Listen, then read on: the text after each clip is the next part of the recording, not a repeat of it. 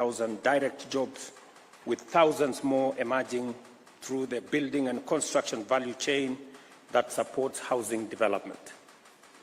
Given the scale of projects in the pipeline, we anticipate that millions of additional jobs will be created as we move forward.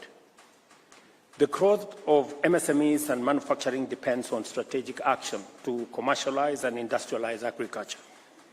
Enhancing agro-industrial capacity through value addition and manufacturing for exports is key, and our collaborative strategies include mobilizing investment for our county aggregation industrial parks, for which is a demonstration of partnership between the national government and the county government.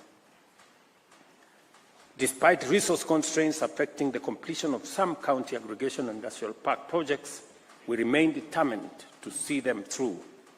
Additionally, special economic zones and export processing zones are attracting investment, boosting manufacturing, and driving exports.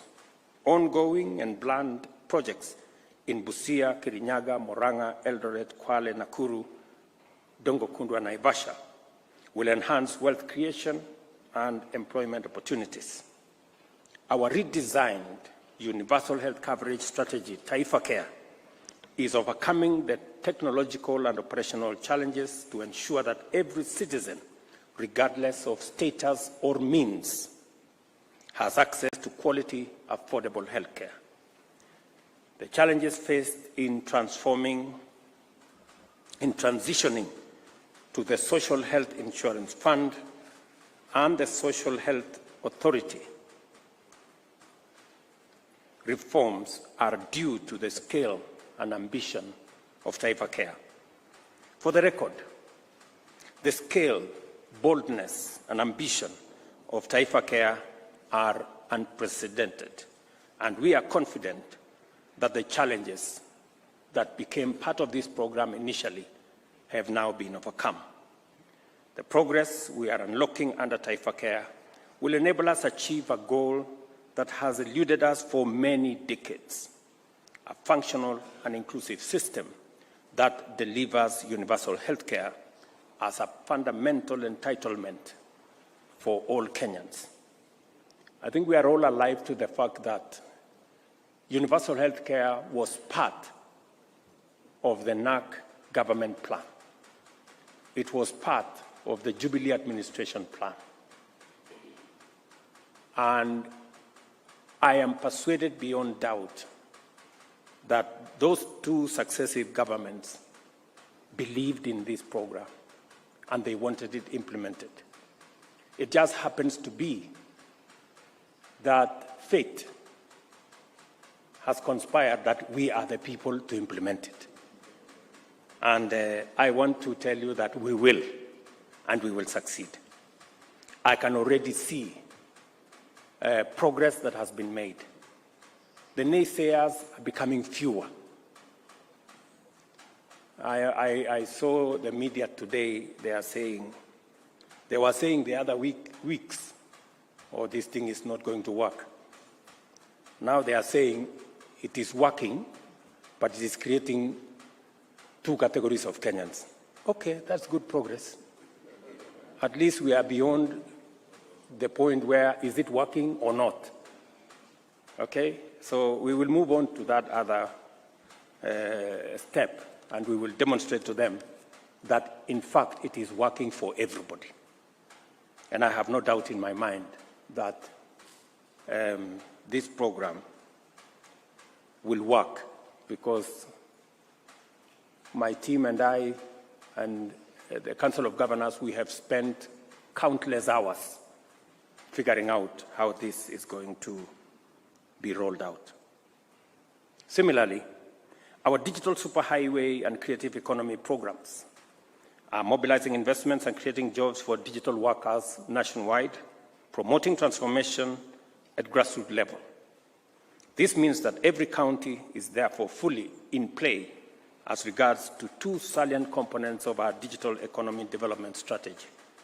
The first component is our accelerated effort to provide 100,000 kilometers of last-mile fiber optic infrastructure supported by the establishment of digital hubs in every ward.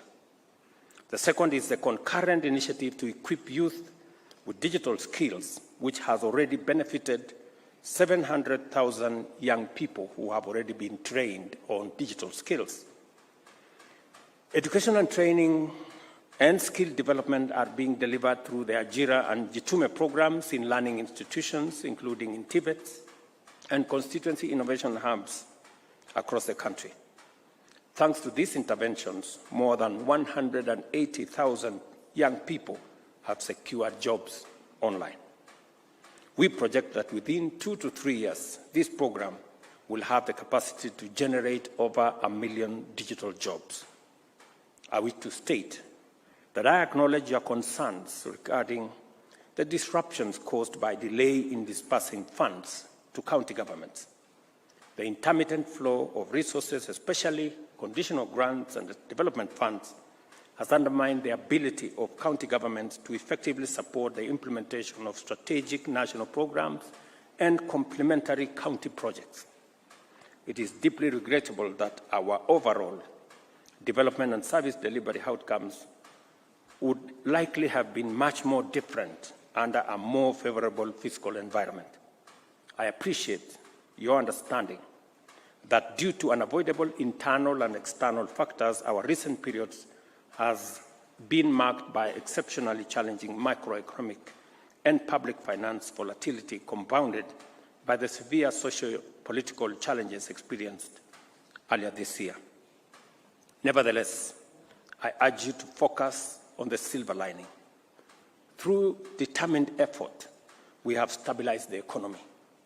As a result, inflation has reached a historic low of 2.8 this month. Our currency is strong, and our foreign exchange reserves are robust. We are beginning to see the coming down of interest rates. Consistently over the last 6 months, our fuel products have come down, including yesterday, by about 4 shillings, and we are making progress in the right direction. In other words, the conditions are now in place for us to achieve a stronger economic outlook and maintain consistency in disbursement of allocated revenues. I am informed by John Mbadi that today he will be releasing the monies for last month. That means that we are consistently moving in the right direction. As and when the situation improves, we want to be consistent as we support counties to discharge their responsibility. That said, 3 significant challenges remain: high public debt, including pending bills and sustainable public wage bill, and inefficiencies in revenue collection and utilization. To address these constraints and to do so effectively, unity of purpose and sustained collaboration between national and county governments is essential. Our continued cooperation will enable us to expand fiscal space, improve budgetary allocation, and ensure timely disbursements to counties. I must emphasize that devolution is not just a policy or an administrative tool. It embodies the fundamental aspiration of our citizens, is a fundamental principle of our nationhood, and an essential constitutional value and transformative pillar of our governance. For this reason, devolution is here. Devolution is a critical catalyst in the actualization of our national values and principles of governance, carrying with it our shared mandate and collective power to guarantee basic rights, empower every citizen, eliminate discrimination, and also resolve historical injustices.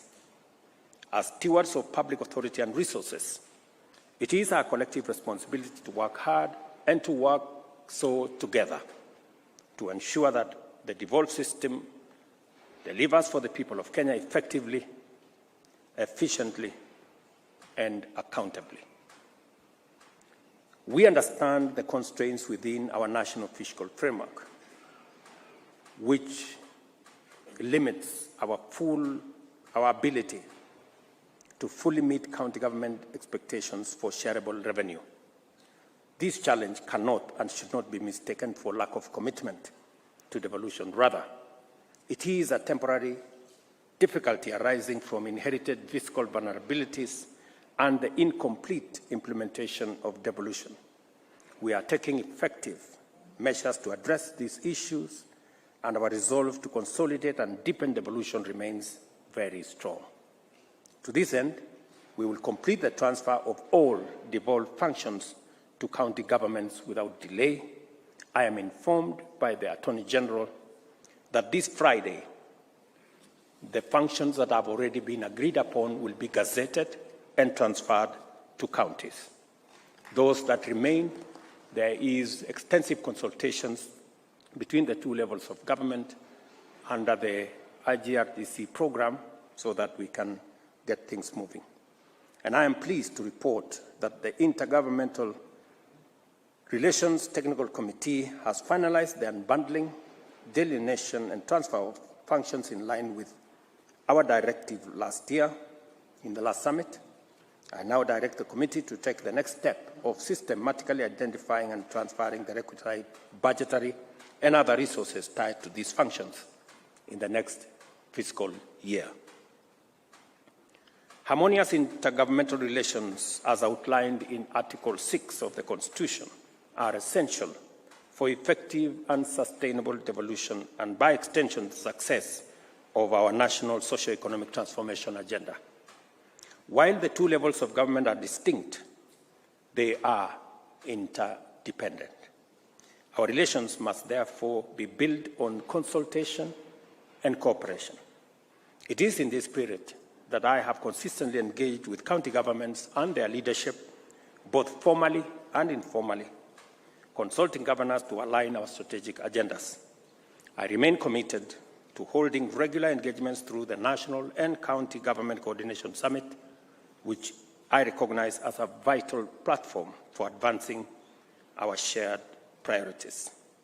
In previous summits, we reached a consensus on establishing fit-for-purpose intergovernmental structures under the summit. These include the Council of Governors and its Secretariat, the County Assemblies Forum, and the Intergovernmental Relations Technical Committee as the summit's technical secretariat. We also agreed to amend the Intergovernmental Relations Act of 2012 and the Public Financial Management Act of 2012 to strengthen these bodies' capacity to fulfill their mandate. I am pleased to note that the necessary measures are on track to achieve these resolutions. Article 6, 187, and 189 of the Constitution emphasize consultation, cooperation, and coordination between the two levels of government. We should draw inspiration from the ongoing collaborative efforts, such as the national government support for county-led initiatives like school feeding and bursary programs, as well as classroom expansion projects. Similarly, counties are partners with the national government on fresh produce market infrastructure projects. I commend the IGRTC for facilitating these partnerships and formalizing them through intergovernmental agreements. In line with the Constitution, ladies and gentlemen, and the Intergovernmental Relations Act, I urge all ministries, departments, and agencies at both levels of government to hasten the dispute resolution processes by taking advantage of alternative resolution mechanisms. This approach not only saves time and averts costly delays, but it also relieves citizens of financial burden of legal fees and fosters mutual trust and collaboration. I'm encouraged to note that many disputes are now being referred to IGRTC for resolution, and I applaud their efforts in preventing disagreements from escalating into disputes. Finally, as leaders, and speaking from where I sit, it is important for us to know that this is the highest decision-making body of the government of Kenya. And all of us, ladies and gentlemen, we must be focused not on the popularity of any one of us, but on the transformation of the country. Not on what politics can do, but what leadership can achieve. And we must be focused not on us as leaders, we must be focused on the people that put us in authority. That way, we can do it better, we can do it together, and we can take the country moving forward. I thank each one of you once again for participating in this summit and commend IGRDC for its efforts in organizing this event. I wish you insightful discussions, successful engagements, and productive debate. And as I look forward to engaging with the outcomes of this summit. Together, let us work hard to fulfill our respective roles in ensuring that devolution delivers for the people of Kenya. I thank you.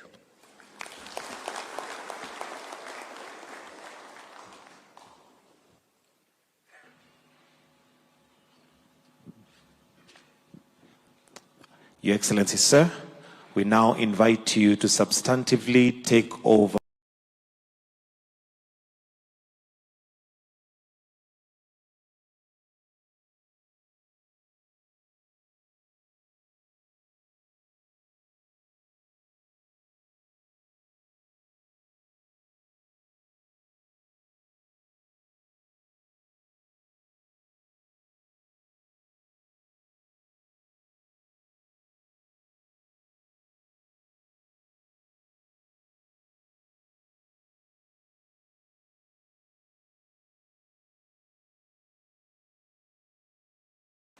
And our collaborative strategies include mobilizing investment for our county aggregation industrial parks, for which is a demonstration of partnership between the national government and the county government. Despite resource constraints affecting the completion of some county aggregation industrial park projects, we remain determined to see them through. Additionally, special economic zones and export processing zones are attracting investment, boosting manufacturing, and driving exports. Ongoing and planned projects in Busia, Kirinyaga, Murang'a, Eldoret, Kwale, Nakuru, Dongo Kundu, and Naivasha will enhance wealth creation and employment opportunities. Our redesigned universal health coverage strategy, Taifa Care, is overcoming the technological and operational challenges to ensure that every citizen, regardless of status or means, has access to quality, affordable health care. The challenges faced in transitioning to the Social Health Insurance Fund and the Social Health Authority reforms are due to the scale and ambition of Taifa Care. For the record, the scale, boldness, and ambition of Taifa Care are unprecedented, and we are confident that the challenges that became part of this program initially have now been overcome. The progress we are unlocking under Taifa Care will enable us to achieve a goal that has eluded us for many decades: a functional and inclusive system.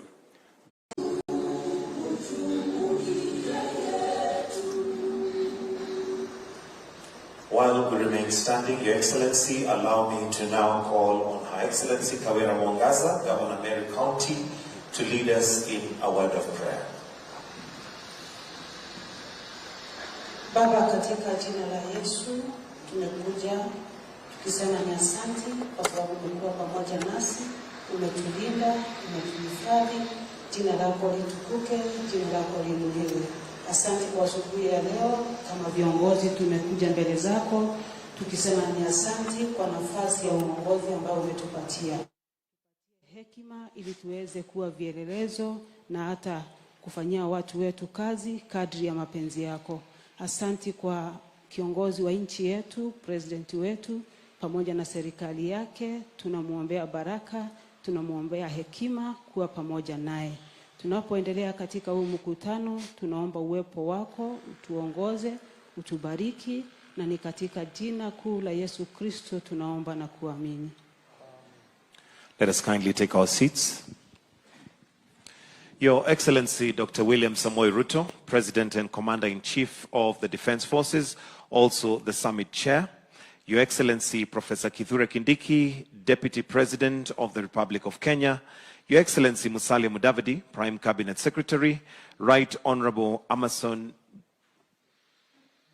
Jeffa Kingi, Speaker of the Senate. Honorable Ahmed Abdullahi, COG Chair, Vice Chair of the Summit and Governor, Wajir County. Mr. Kithinji Kirago, Chairperson, IGRTC. All governors present, Cabinet Secretaries present, Principal Secretaries present, Chairpersons and CEOs of independent commissions, all stakeholders present. Your Excellency, sir, with your permission, allow me at this point to invite the CEO, IGRTC, Dr. Kipkirui Chepkonyi, for a brief e-summit presentation. Welcome, sir. Thank you, Your Excellency, the President of the Republic of Kenya and the Chair of the Summit, Your Excellency, the Deputy President, Your Excellency, the Vice Chair of the Summit and the Chair of COG, all protocols observed. Allow me, Your Excellency, to take us through a brief overview of our e-summit platform.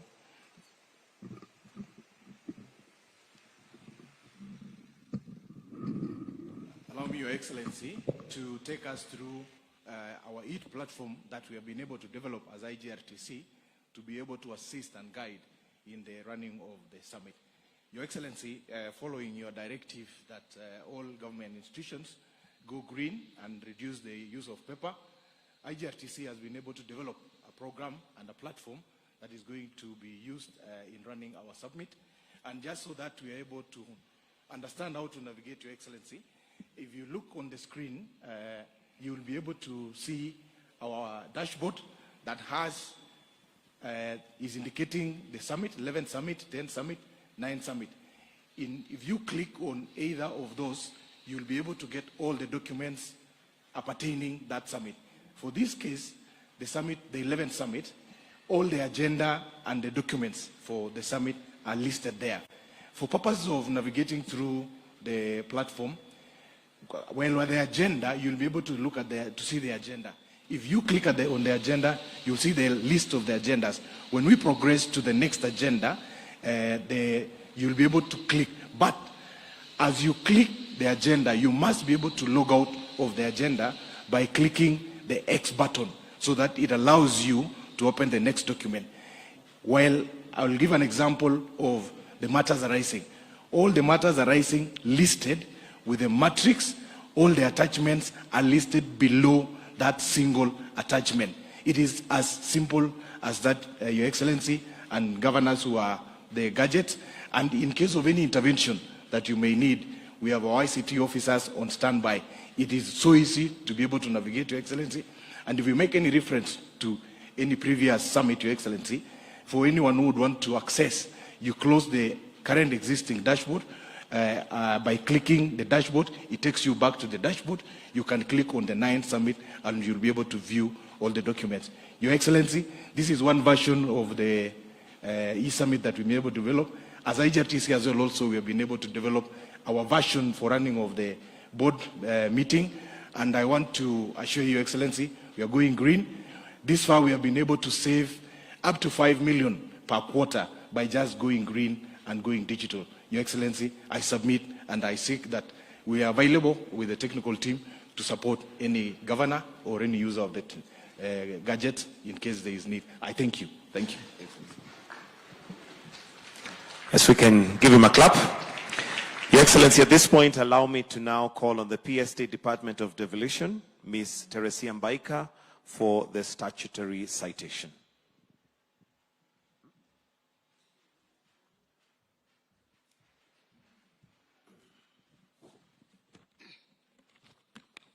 Your Excellency, the President of the Republic of Kenya and the Chairman of IBEC, Honorable Dr. William Samoei Ruto of the Summit, the Deputy President of the Republic of Kenya, His Excellency Honorable Professor Kithure Kindiki, the Chairperson of the Council of Governors and Vice Chairperson of the Summit, Honorable Ahmed Abdullahi, honorable members of the Summit, all protocols observed, ladies and gentlemen.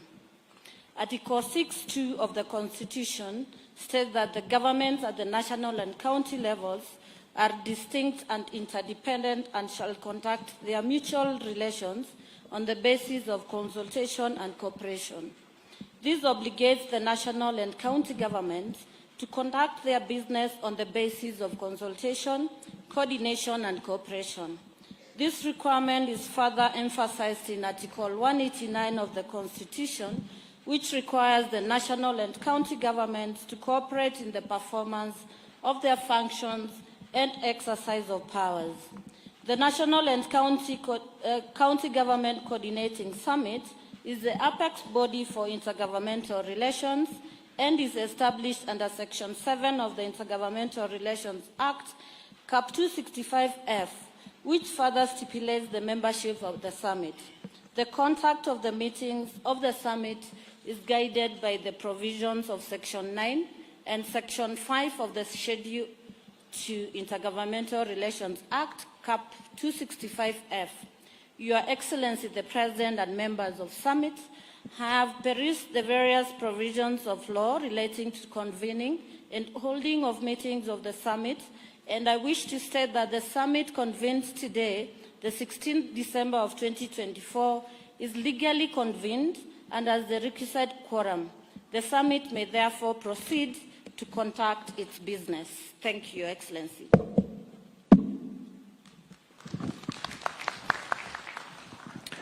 And at this point, Your Excellency, I'll now invite remarks by the Vice Chairperson of the Summit, Honorable Ahmed Abdullahi, Governor, County Government of Wajir, and also the Chairperson of the Council of Governors. Welcome, sir.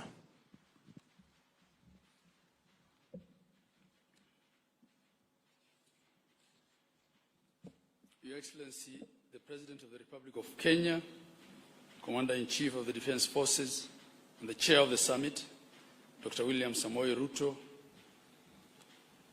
Your Excellency, the Deputy President of the Republic of Kenya, Professor Kithure Kindiki, Your Excellency, the Prime Cabinet Secretary and CS for Foreign Affairs, the Honorable Musalia Mudavadi, Cabinet Secretaries and Principal Secretaries present,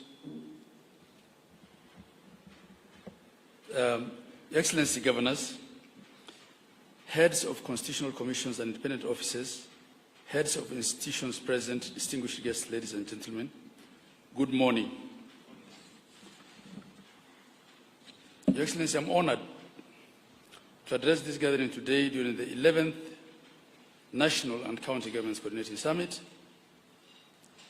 and my first meeting as Vice Chair of the Summit. The 10th Summit held on the 18th December 2023 was a great meeting, judging by the rich discourse we had and the resolutions reached. We ended the year 2023 on a high note, and we all looked forward to a new year then. However, as a country, we faced many challenges in this year that is ending, but like the indomitable lions of our national flag, we stood valiant. As we convene today, this meeting avails us an opportunity as leaders of government to reflect on the year ending and come up with strategies that will grow our country and our people. We must stand united on some critical issues that are core to the citizens, some that may not be too popular, but with positive impact in the long run. Your Excellency and my colleague governors, the summit, being the apex intergovernmental body, is charged with the monumental task and responsibility of shaping the development agenda for this country. It is therefore duty incumbent upon us to ensure that we meet regularly and at least twice as stipulated in law. Additionally, we must ensure that the resolutions we make are implemented to the letter. I am conscious of time and the heavy agenda before us, hence will keep my remarks as short as possible. However, I'll be failing if I don't mention a few issues. Some will be restated in the Council's report that we must address with the importance and urgency they deserve. We'll be failing if we're not able to resolve, if we're not resolute on them.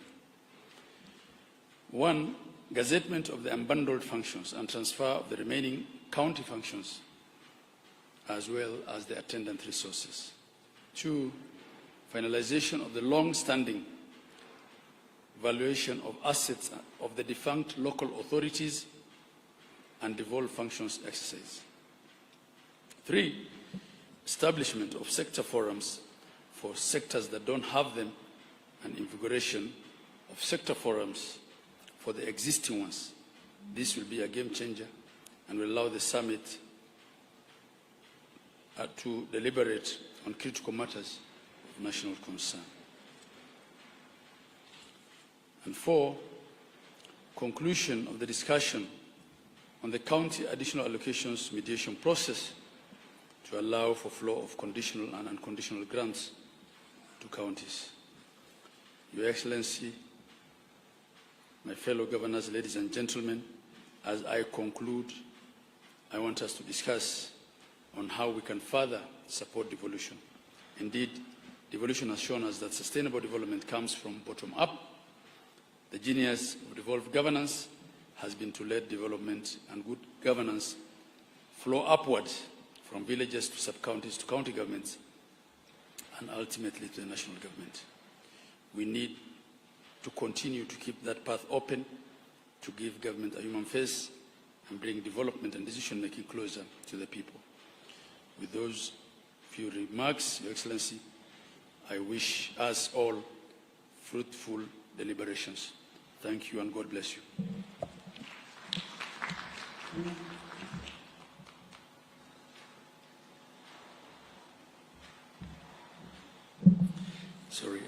It's now my humble pleasure to invite the Deputy President of the Republic of Kenya, Professor Kindiki Kithure.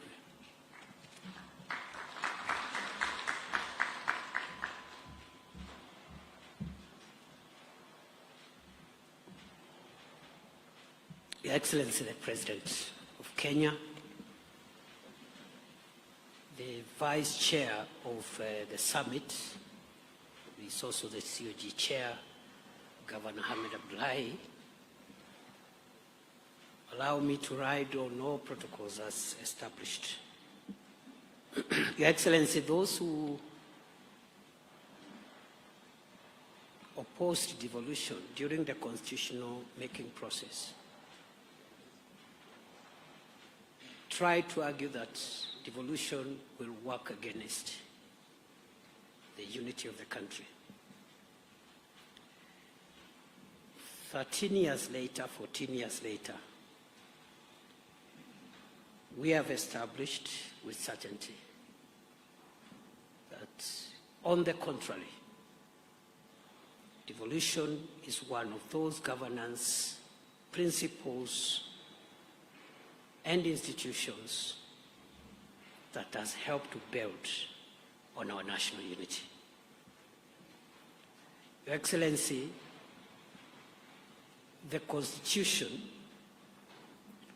anticipates that the various role players in the devolution family will have issues and matters that require discussions and consultations.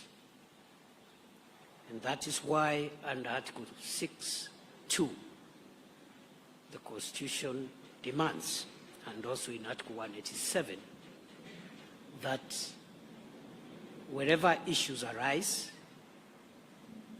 the two levels of government and other role players in the devolution architecture must engage each other in the spirit of consultations, cooperation, mutual respect, and collaboration. It is in that context that the national and county governments coordinating summit is established, And therefore, our convening here is a testament of the vibrancy of our Constitution and is in line with what is expected of us to ensure that devolution works not only to affirm our national unity, but also to expedite the development of our country by decentralizing decision-making and also dispersing power and resources closer to the people. Your Excellency, I'm honored to be part of these deliberations, also just like Governor Abdullahi for the first time in this role, and I look forward to very fruitful deliberations during this meeting. I'll keep it at that, and now it is my singular honor and privilege to request us to be upstanding as we invite His Excellency the President, who is also the chair of the summit, to address us and chair the summit. I thank you.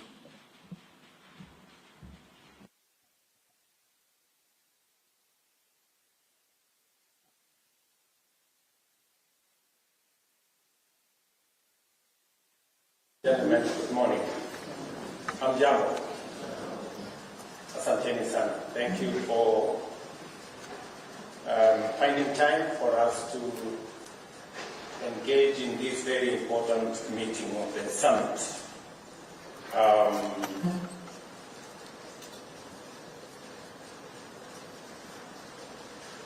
I thank you for taking time to participate in this very important summit.